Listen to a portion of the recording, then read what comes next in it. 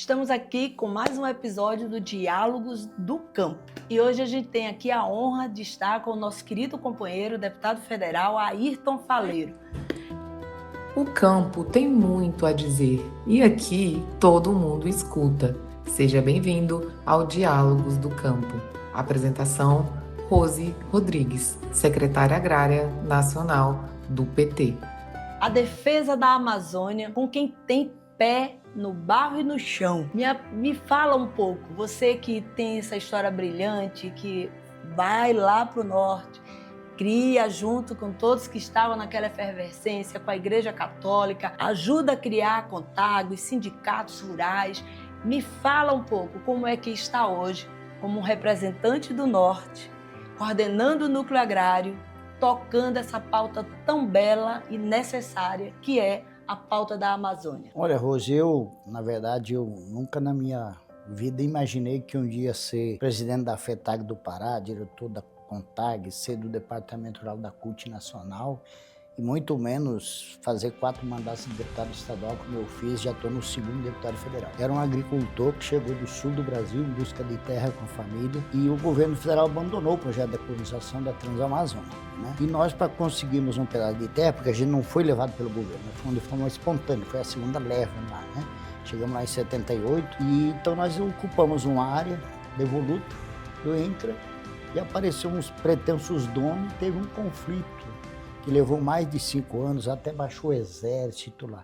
E quem foi apoiar a gente, além dos padres da Igreja Católica Progressista que nos apoiavam, foi a oposição sindical do STTR de Santarém, Avelino Ganzi, Pastana, Valdir Ganzi, essa turma que foi apoiar a gente, né? E era um momento que as oposições sindicais estavam numa efervescência no Brasil inteiro. O Lula liderava as oposições sindicais dos metalúrgicos, eles também não tinham ganho ainda a direção do sindicato, e o Avelino, essa turma, liderava as oposições, digamos, rurais, no sindicalismo rural, na busca de implementar ali na direção dos sindicatos o chamado sindicalismo combativo. Então foi aí que eu fui ganho, né? Porque nós ganhamos a terra e eles ganharam nós para essa luta sindical. Então eu tive uma longa história no movimento sindical, que para mim é uma grande escola. Uma escola não só para fazer mobilização, para fazer negociação, mas uma escola também para a gente saber como propor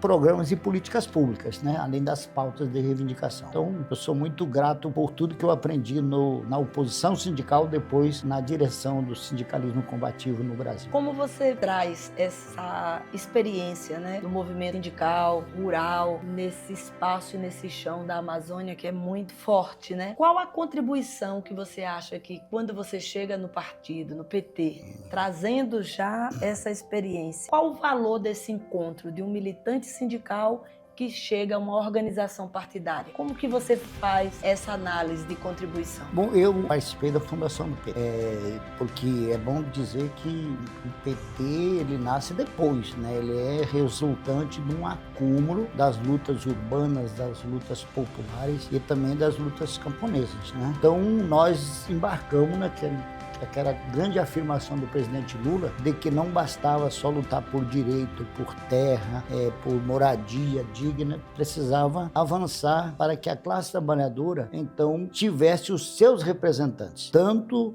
no parlamento como no governo. E para isso era preciso criar um partido, né? Que eu acho que pela efervescência das lutas da classe trabalhadora veio a ideia de Partido dos Trabalhadores, né? E hoje se chama Partido dos Trabalhadores e das Trabalhadoras pelo avanço feminino também na luta política, em todos os espaços, né?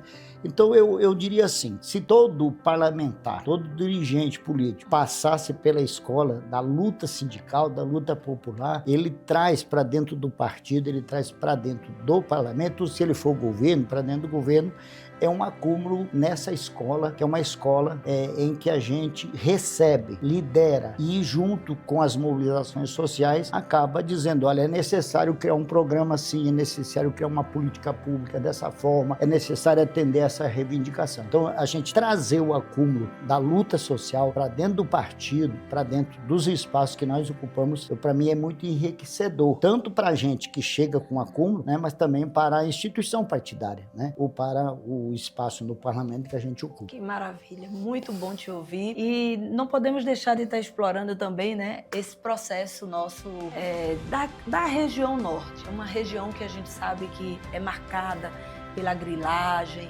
num contexto onde você que vem da luta sindical, da CONTAG, da FETAGRE, para a questão mesmo de estar buscando a efetividade de um lugar, de uma terra para os agricultores e agricultoras, como que os povos das águas, das florestas e do campo, lá naquele chão, encontra nos governos populares condição para produzir? Olha, veja só, eu sou fruto da concentração de terra no centro-sul brasileiro, como ocorreu no Nordeste, ou seja, em todas as outras regiões do Brasil, que talvez os militares, para diminuir o conflito agrário, o conflito fundiário, a partir da concentração da terra pelo latifúndio, pelo grande capital, nós fomos levados para a Amazônia, né? E é mentira que lá era terra sem homem para homem sem terra. Lá tinha indígenas, lá tinha populações tradicionais que moravam na beira dos rios, né? Então eu acho que o primeiro desafio lá foi como a gente ter o nosso território, ter o nosso assentamento ou de reforma agrária ou de colonização,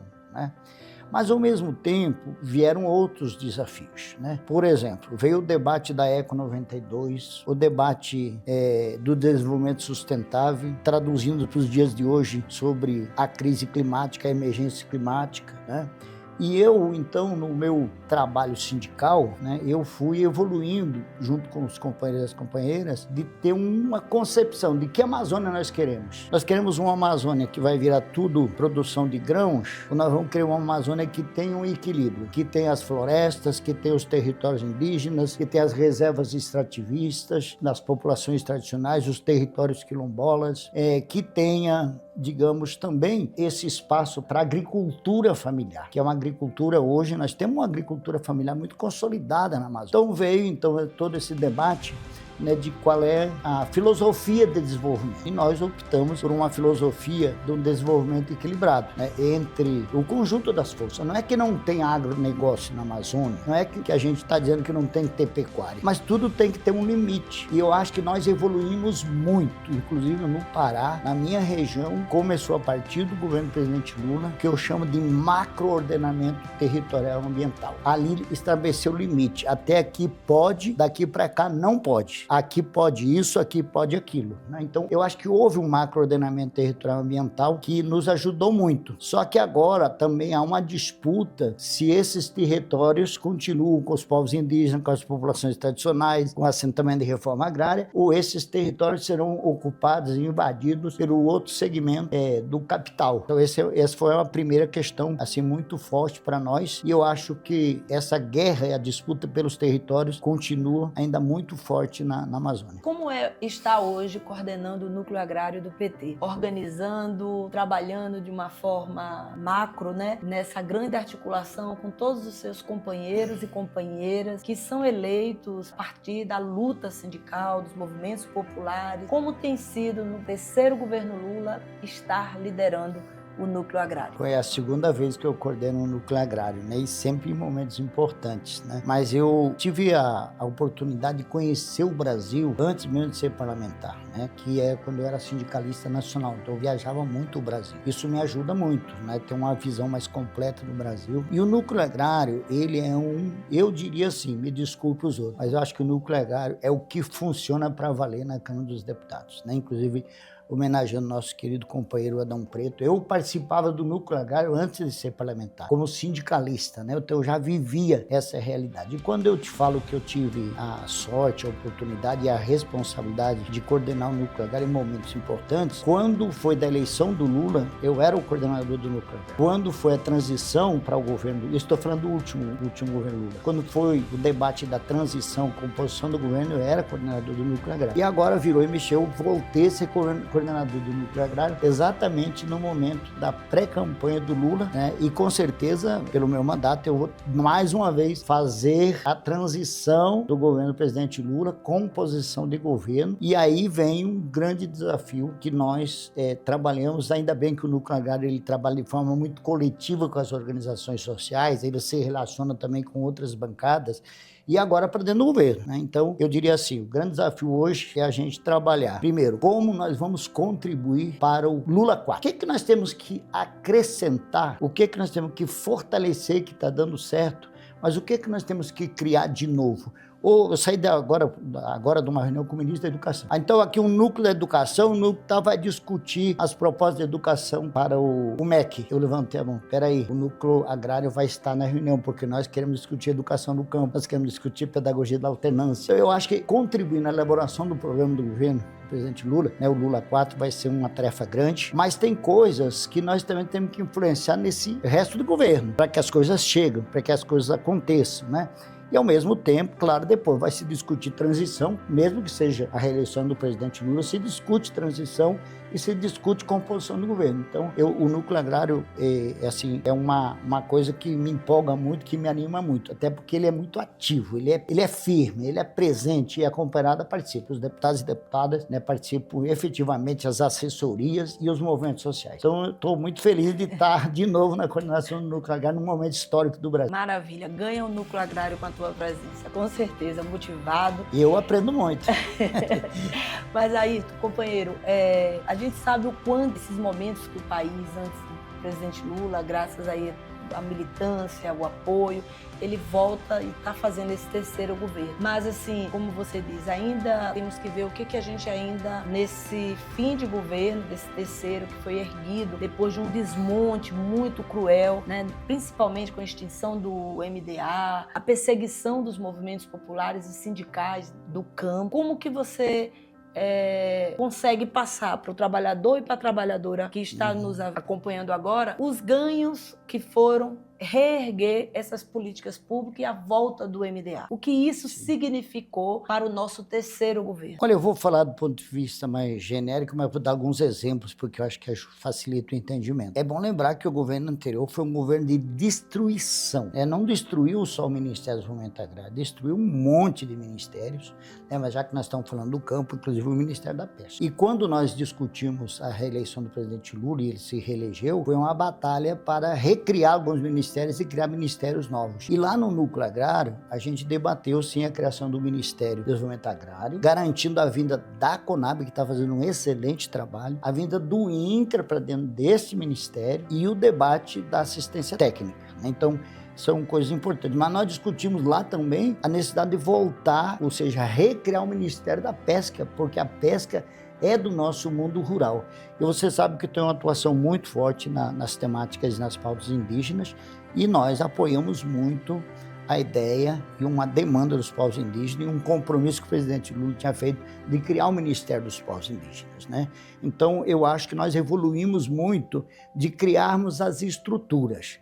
E, ao mesmo tempo, nós evoluímos também na criação de programas, fortalecer o que já tinha, criar programas novos, e avançar também na busca de recursos. Mas eu devo te dizer uma coisa, já que nós estamos falando de futuro, eu não imagino que no Lula 4 a gente não tenha uma elevação do orçamento para esses programas. Eu acho que nós ainda estamos, do ponto de vista da reforma agrária, e eu não falo reforma agrária só a criação de um assentamento, eu falo da consolidação de um assentamento, com crédito, com habitação, com energia, com saúde, com educação, Entende? O recurso não é o que nós merecemos. Então, nós precisamos brigar pelo orçamento, Se você pegar a Conab, o PAA, PNAE, gente, aquilo é um negócio maravilhoso do ponto de vista... Eu tive agora com o presidente da Conab lá em Jacareacanga, na Assembleia Geral dos Povos Munduruku. Gente, lá levamos R$820 mil, que não é nada, mas para os povos indígenas que vão vender a sua produção. E as escolas, 11 escolas vão receber os produtos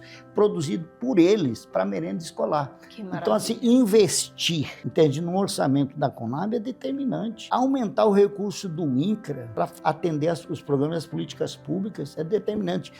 Nós temos o maior e melhor plano safra, no Pronaf, agora foi institucionalizado, mas eu acho que ainda a gente não tem o recurso suficiente. E nós também temos que evoluir, porque não dá mais para pensar financiamento nos moldes anteriores. Nós temos que pensar um financiamento do processo produtivo como um todo. Diante das crises climáticas que nós estamos enfrentando, nós temos que pensar um projeto, por exemplo, de financiamento que ele cuide, claro, de mecanização.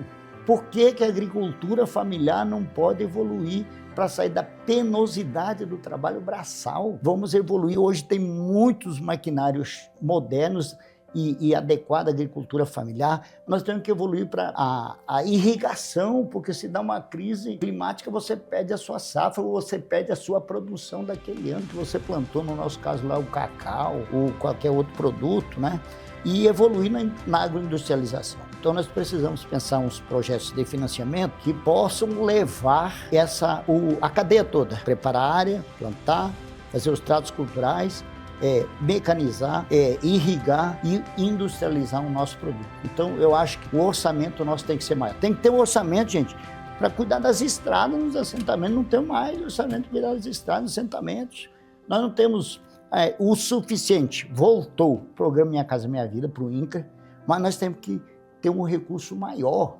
Se a gente comparar o PAC, né, os recursos que o PAC tem nas diversas áreas, eu acho que nós tínhamos que ter uma espécie de PAC para os assentamentos de reforma agrária, que cuidasse meio que do todo. Então, eu diria assim, é um grande desafio que nós temos pela frente, né? E eu queria destacar aqui uma questão, porque quando se fala em inovar, em ter algo a mais, o próprio Lula diz: o meu próximo governo tem que ser melhor do que os outros. Então, eu destaco um projeto que nós estamos discutindo na bancada, no Núcleo Agrário, e o próprio governo discute, que nós temos um sistema único de assistência técnica. A minha experiência dá conta de que, às vezes, você tem o programa, você tem a política pública, mas não tem um serviço de prestação de assistência técnica, iniciando pela elaboração do projeto. Então tem um distanciamento entre o programa criado e a possibilidade de acesso a esse programa, mas também avançarmos para que esse assessoramento não seja só na elaboração do projeto, seja também no conjunto do processo produtivo. Eu acho que isso é uma inovação que nós precisamos avançar, e se nós criarmos, se não der tempo de criar agora, mas para mim uma das primeiras medidas do governo do Lula 4 tem que ser criar o Sistema Único de Assistência Técnica e Extensão Rural. O SUATE, né? O SUATE. E a gente, desde 88, né, estabeleceu para prestar serviços ao cidadão a questão através de sistemas. Tem o SUS, tem o SUAS. Então, para ter essa assistência técnica continuada, né, para ela não ficar sem ter processos, né, de descontinuidade, tem que ter e ser uma política de Estado.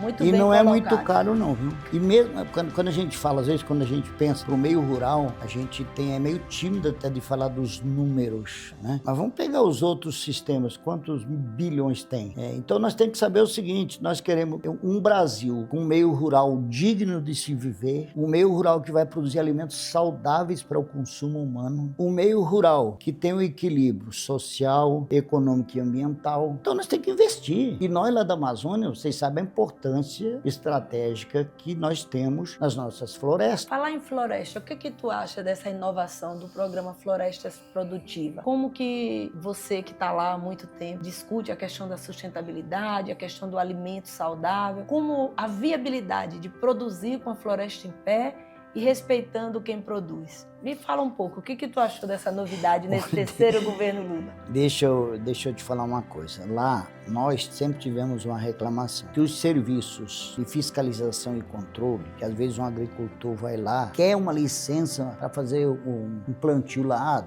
um desmatamento mínimo lá para plantar sua macaxeira lá, ou até uma área indígena, ou então uma área de extrativismo, chega lá a fiscalização em multa. Então, a proibição, a fiscalização, as multas, elas vêm sem nós pedir. Mas a grande reclamação era o seguinte: sim, querem que a gente preserve a Amazônia, mas quem ajuda a pagar a conta? O que nós vamos receber para fazer a produção de alimentos saudáveis? O custo de produção orgânica é maior do que o custo da produção convencional. E a remuneração tem que estar na origem. Eu estou dizendo isso para dizer o seguinte: eu estou muito feliz com o que eu estou vendo acontecer. O Floresta Produtiva é uma iniciativa para dizer: pessoal, vamos produzir e ganhar dinheiro com a floresta. Não estou falando só de plantar árvores. Uma floresta produtiva pode ser um consórcio de cumaru que está R$ 180 o quilo, com cacau, com açaí, né? Ou outras árvores, né? E ao mesmo tempo você vai plantar nos primeiros anos lá milho, macaxeira, abóbora, melancia, burocracia e tal. Então, você está reconstruindo. Eu tenho uma floresta, você foi no meu sítio. Eu sei, eu conheço. Mapinguari. Estou te provocando porque eu vi então, nós a precisamos, belezura lá. Nós precisamos, né, e o Floresta Produtiva é uma grande iniciativa nesse sentido. Precisa mais dinheiro, gente. Por isso que eu brigo por orçamento. Mas nós temos agora esse programa, que é a parceria com os municípios, né, liderado pelo Ministério do Meio Ambiente, mas com a participação interministerial. Isso que está sendo bom. Não é mais um ministério que vai sozinho. É um conjunto de ministérios, né? E através da Anater, agora está investindo, eu acho que, se não me engano, eu não vou falar número, que eu sou ruim de número, eu só lembro bem o número de um outro programa que eu vou falar. Então, mas está investindo lá no Pará, na Amazônia, em vários territórios, levando lá regularização fundiária, que é um gargalo para nós lá, regularização ambiental, mais assistência técnica. Então, você tem o Floresta Produtiva, você tem essa união com os municípios, ou seja, esse programa da Anater, e você tem o Sanear Amazônia. Eu tive lá em Curralinho, no Marajó. Gente, ao todo vai ser investido 115 milhões na Amazônia, entende? Levando água potável para aquelas populações, levando banheiro, que eles não têm, às vezes a população lá é pobre, não tem banheiro, não tem água potável, mas levando também o crédito de fomento para a produção. Então, eu acho que isso é uma inovação muito grande que está tendo no nosso governo. Então, nós precisamos investir nesses programas que integram o conjunto das ações para a gente levar dignidade para essas pessoas. E é essas pessoas, essas famílias que estão lá cuidando do meio ambiente. Não existe, o Chico Mendes tinha razão total. Quem vai cuidar das florestas são os povos da floresta. Então, não é a floresta abandonada, alguém invade ela. Então, esses povos são os guardiões da floresta. E é nesses povos que nós temos que investir as políticas públicas, os programas, né? Luz para todos, que ainda onde não chegou tem que chegar. Internet, onde não chegou, tem que chegar. Entende? Mas eu acho que nós evoluímos muito em desenhar programas que estão levando as respostas concretas. Ninguém mais pode dizer que o governo não está lá presente, que o governo não está chegando junto para ajudar a resolver os problemas. Porque lá, junto com isso, lá foi creche, lá foi escola de tempo integral, lá foi quadra poliesportiva, lá no meio da floresta para as populações, né? Lá foi o UBS, lá foi... Então, os programas estão chegando, as políticas públicas estão chegando nesses povos, mas não adianta só levar a infraestrutura se não investir na economia. Então, nós temos que melhorar de vida. As famílias têm que ter uma renda maior, uma renda melhor, e junto com essa renda a melhoria da sua economia, também chegar o conjunto das obras que o povo da cidade tem. Verdade. Você meio até que já tocou um pouco, mas lá na Amazônia a gente conseguiu trazer a COP para o Brasil. E foi lá no coração. Você teve uma participação bastante ativa junto com outros parlamentares. Qual a importância nesse momento de crise climática, de todo o questionamento que se tem com o mau uso e a intervenção humana para produzir, né? Qual a importância da COP ter sido realizada aqui no Brasil e o que saiu como encaminhamentos e acordos? Como que fica teu coração como sujeito que mora na Amazônia, como parlamentar e um militante também do nosso partido? Qual o balanço que você faz da COP lá no Pará? Bom, eu estava na COP lá no Egito, o presidente Lula tinha sido eleito, não tinha sido empossado ainda. Os governadores, né, da Amazônia, liderados pelo governo do Pará, e nós do parlamento, eu estava junto, né, e com presença das organizações sociais, elaboramos uma carta para entregar ao presidente Lula, quando ele chegasse, né, para que ele defendesse na ONU a ida da COP para a Amazônia. Engraçado isso, né? A COP era na Amazônia, a COP é mundial, né? E é no Brasil. Mas o apelo, aí eu acho que foi uma jogada de inteligência. Se o Lula dissesse, quero uma COP no Brasil, também não trouxesse. Eu falei, quero uma COP na Amazônia, né? Então, e olhe que teve muita gente que jogou contra, inclusive no Brasil, que dizia que a gente não ia dar conta, que ia dar errado a COP, porque lá não tinha os hotéis de primeiro mundo e etc, etc. E nós dizíamos, rapaz, quem organiza o Círio de Nazaré, que dá 2 milhões de pessoas, não vai organizar a COP? E aqui para nós, hoje eu só recebo elogios. Até aqueles que questionavam que a COP ia dar certo, hoje dizem assim, foi muito boa. Então, realizar a COP na Amazônia, permitir que o mundo viesse discutir o papel da Amazônia a partir da Amazônia, né? Então, acho que isso foi uma coisa muito boa. Além das obras, gente, de infraestrutura que ficaram, agora vão ficar permanente lá na capital, né? Por um legado que ficou, mas eu acho que o maior legado foi os debates que nós tivemos, né? E as resoluções, porque a COP, ela trabalhou uma lógica de meio que avaliar as outras resoluções, inclusive muitas que não se cumpriu, né? E dizer, vamos sair da conversa e do papel para operacionalizar as coisas.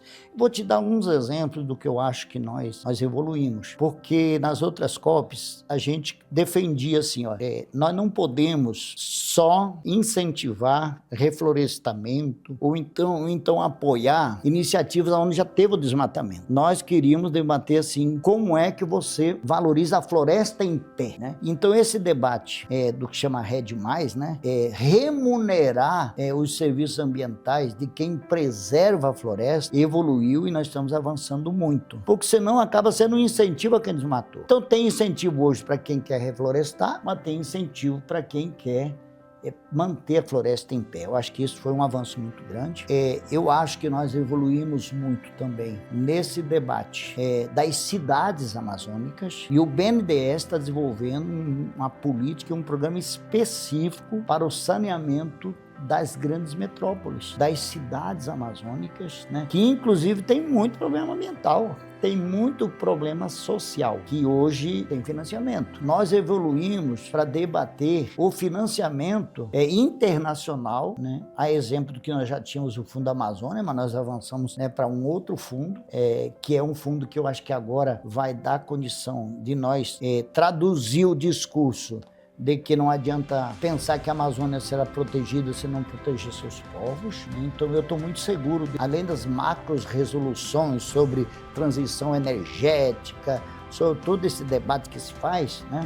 Mas eu acho que nós evoluímos para dizer o seguinte, vamos investir para melhorar a vida e a economia de quem, na prática, preserva a Amazônia e cuida da Amazônia, que são os guardiões das florestas, dos rios e do campo. E aí dentro, claro, o papel que a agricultura tem familiar. A agricultura familiar tem um papel muito importante. Nós temos que saber que tem que ter uma aliança ali, indígenas, populações tradicionais, quilombolas que têm seus territórios, pescadores artesanais e agricultura familiar. Porque é esse povo que cuida do meio ambiente, que cuida da floresta e que fornece alimentos saudáveis para a sociedade consumir. Muito bom, estamos chegando quase para o nosso finalmente aqui, nosso final. Muito bom conversar contigo, ver essa riqueza ambulante dessa mente, né, que tem um pé no chão e que está o tempo todo na defesa dos povos indígenas, quilombola, extrativista. Queria muito te perguntar, hoje está até mais fácil as pessoas, depois daquela pandemia, né, falar do bem viver, que é estar no campo e esse refúgio, né? Mas assim, essa necessidade dessa transição geracional, o campo como um ambiente do ar melhor para respirar, como garantir que o jovem permaneça e queira ficar, a importância da conectividade, mas também como o campo se tornar um ambiente seguro para nós mulheres, né? Diante dessa violência doméstica, essa violência, essas questões. Como que você, como um militante, como um companheiro, um deputado, consegue refletir sobre isso no núcleo agrário? Como que você pensa em trazer esses encontros de pautas tão necessários nesse momento? Primeiro, assim, antes que eu esqueça, quando eu falo que tem que financiar o desenvolvimento, essa semana que passou nós aprovamos um projeto, quero agradecer o Pedro Kizai, nosso líder lá da bancada, que me ajudou muito, toda a bancada. Nós aprovamos um projeto de lei de minha autoria, que obriga os fundos constitucionais do Norte, Nordeste e Centro-Oeste colocar como item financiável, não estava lá como item financiável, a chamada economia criativa, que é a economia do bom viver, do bem viver, que é a economia, a sociobioeconomia, entende? Então nós precisamos ter os bancos públicos, Banco do Brasil, Banco da Amazônia, no nosso caso, né, do Nordeste e Centro-Oeste, Banco do Brasil, Caixa Econômica, financiando essa economia que nós achamos que é a economia do hoje e do futuro, né? Mas você traz um debate que ele é mais sociológico, porque na prática, como é que você afirma essa transição geracional? Porque também é bom que se diga que teve uma corrida dos jovens do campo para a cidade. Mas é porque eles não gostam do campo? Não, é porque as políticas públicas não chegam no campo. Então eles têm que correr para a cidade, às vezes, por causa da educação. E eu vou te falar uma coisa, nós estamos evoluindo muito e nós precisamos evoluir ainda mais para fazer com que a principal ferramenta de transformação chegue no meio rural. Olha, dá um exemplo do Pará. Nós só tínhamos uma universidade lá. E a universidade que nós temos no Pará, a única que tinha, só tem 69 anos. Porque as elites, elas não queriam e nem precisavam de universidade porque levavam os filhos a estudar fora. Quando nós democratizamos, hoje nós temos, além do UFPA, nós temos a UFOP, nós temos a Unifesp, nós temos a UFRA e nós temos 18 institutos federais, com mais 5 que o Lula criou agora. Então, nós levamos as universidades para o meio rural. E nós temos, assim como a Bahia tem o maior número de povos, de populações pretas, ou negros e negras na universidade, nós temos a maior universidade de povos indígenas, que é o UFOP. Então, nós democratizamos, né, essa educação e hoje eu vejo que essas lideranças, inclusive a juventude, está dando um show, né, nas suas organizações, nas suas pautas, nas suas mobilizações e também porque teve a oportunidade de ir para fazer um nível médio, fazer um nível superior. Então eu acho que essa ferramenta da educação, chegar até o campo, dar oportunidade para as mulheres jovens participar de um processo de capacitação. Hoje o ministro da Educação nos deu um dado muito importante, que na pesquisa que foi feita, dos empregos novos que foram gerados, quem tem nível superior está, em média, R$7.000. Quem não tem nível superior está com 2.600. Então não é verdade que diploma não é importante. Não é verdade que um curso técnico superior não é importante. Então, eu boto isso como uma ferramenta, porque eu até acho que as outras coisas é mais fácil chegar. Chegar água, chegar energia, chegar lá o atendimento à saúde, que é básico também, né? Entende? Mas se não chegar à educação como essa ferramenta transformadora, nós não vamos também evoluir como a gente pode evoluir, né?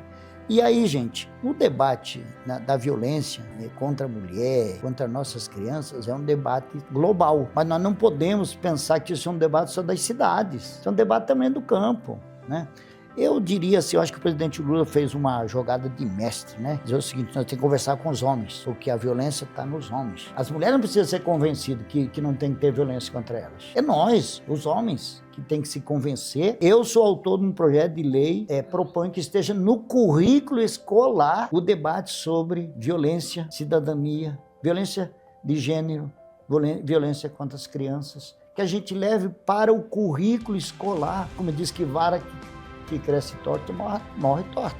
Então é muito difícil, depois de um cidadão já de uma certa idade, você convencer que ele tem que mudar de posição, né? Então nós precisamos, na origem desse debate, né, também trazer uma formação. Como também sou autor de um projeto de lei que propõe a proibição do uso dos símbolos nacionais para a campanha eleitoral, como o bolsonarismo fez, né? Vai ter o Jogo do Brasil agora. Eu vou ter que botar uma camisa vermelha com a bandeira do Brasil, porque se eu botar só amarelo, vai dizer que eu sou bolsonarista. Gente, isso é terrível. Então, também que esteja no currículo escolar um debate sobre política. E aí não é política partidária, entende? É pegar os nossos grandes profissionais da educação que coloquem lá desde criança, porque assim, eu fico meio estranhando o que está acontecendo no Brasil, uma despolitização, as pessoas acreditando em mentiras, e hoje é uma mentira, na semana que vem desmente, na outra mente de novo e as pessoas acreditam. Então eu acho que nós precisamos dar uma mergulhada na raiz das soluções. Eu acho que a educação é o grande instrumento, né, para debatermos todos esses assuntos que são tabus ou que são muito complicados no nosso país. Que maravilha. Educar as crianças e não será preciso punir os adultos, né? Já, isso é bem lá atrás. Perfeito. Fique à vontade, querido. Um prazer muito grande. Tenho certeza que todo mundo que está nos acompanhando ficou bastante feliz. de ver todas essas colocações. Que mensagem você passaria para o povo brasileiro, em especial para os amazônicas, nesse momento? A mensagem de esperança. Eu sou um otimista por natureza, né? Já passei por tantas adversidades, né? E muita coisa que muita gente dizia que era impossível se conquistar, nós conquistamos, né? E acho que o Brasil está no rumo certo, porque se o Brasil der certo, a Amazônia dá certo. Se o Brasil der errado, a Amazônia vai dar errado, né? Então, assim, um país que está batendo recorde em geração de emprego, está com a saúde financeira boa. Um país que cresceu mais de 3% do PIB, está com a saúde financeira boa. Um país que aprovou a justiça tributária, né? Isentando o povo mais pobre de pagar imposto e taxando os mais ricos, está no rumo certo. Um país que vai aprovar agora o fim da jornada 6x1, talvez nessa semana ou na semana que vem, a gente aprove isso. Isso é dar dignidade para as pessoas, né? E nós da Amazônia, nós temos que botar uma coisa na cabeça. Eu acho que o presidente Lula fez um grande feito no Brasil quando ele se voltou para o Nordeste brasileiro. A minha sensação é que agora chegou a vez da Amazônia. Por tudo que está se investindo, né, lá na Amazônia, eu diria, chegou a vez da Amazônia. E nós teremos, com certeza, no Lula 4, um aprofundamento ainda maior para levar e pagar a dívida histórica, social que o Brasil tem com a Amazônia. Então, a minha palavra é de muita esperança, mas a gente não pode relaxar, tem que estar mobilizado, tem que estar lutando, tem que estar debatendo, tem que estar elegendo as pessoas certas, porque eu sou meio triste com uma coisa, vou te falar. Às vezes lá na Amazônia, lá no Pará, o Lula sempre ganha. O Haddad ganhou o primeiro e segundo turno. Mas aquela pessoa que vota progressistamente para presidente da República, às vezes o voto dele para o parlamento não é da mesma forma. Às vezes você vota no Lula e vota no inimigo do Lula. Ou então aquele que tem que comprar o voto dele no Congresso para votar os projetos de interesse do povo brasileiro. Então nós temos também que votar certo e acertar na escolha para que o Lula merece um Congresso bem melhor do que esse que nós temos, né? Mas eu sei, nós vamos trabalhar pela reeleição do Lula e pela reeleição do nosso projeto, que é um projeto de sociedade, um projeto de país, um projeto de nação. E a Amazônia faz parte desse grande projeto brasileiro. Que maravilha. Parabéns pelo Obrigado. Excelente parlamentar e companheiro que você é. Obrigado, Rose. Estamos juntos, tá? Com certeza. Obrigado aí do espaço, tá? Maravilha.